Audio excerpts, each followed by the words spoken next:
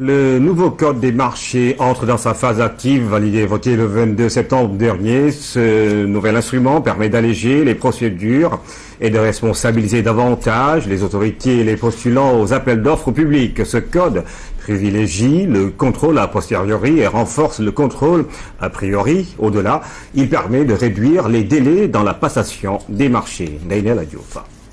Efficacité dans la rigueur, c'est ce que sous-tend la nouvelle réforme sur la passation des marchés publics. D'après une étude de l'ARMP, appuyée par une autre de la Banque mondiale, le délai de 188 jours n'est pas efficace pour la meilleure absorption des crédits du budget. 188 jours, c'est presque 5 mois ou 6 mois. Si vous le mettez en rapport avec ce qu'on appelle les besoins de fonctionnement quotidien des services, c'est long. Et quand vous le mettez encore en rapport avec l'annualité du budget, c'est relativement long. Nous avons su gagner des délais par-ci, par-là, jusqu'à arriver à un délai de 108 jours. La lourdeur des procédures n'obéit pas non plus aux normes internationales, mais aussi à une rationalisation dans l'utilisation du budget.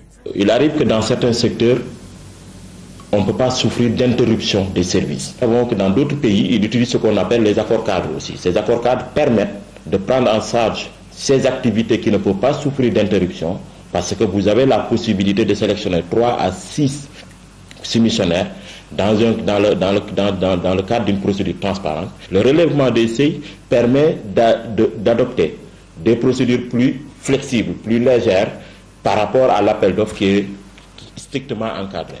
Dans ce souci d'efficacité, une responsabilisation des autorités contractantes est aussi nécessaire. Si on parle de élever les seuils et on parle de responsabilité des autorités contractantes, on allège plus le contrôle a priori et on renforce le contrôle a posteriori.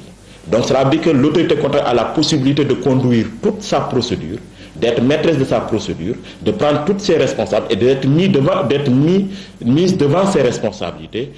Cette efficacité recherchée devrait se vérifier dans l'application de cette nouvelle réglementation. Retenons qu'un marché public est un contrat qui lie l'État et ses démembrements avec un partenaire privé pour acquérir des fournitures, des services courants ou de prestations ou encore des travaux.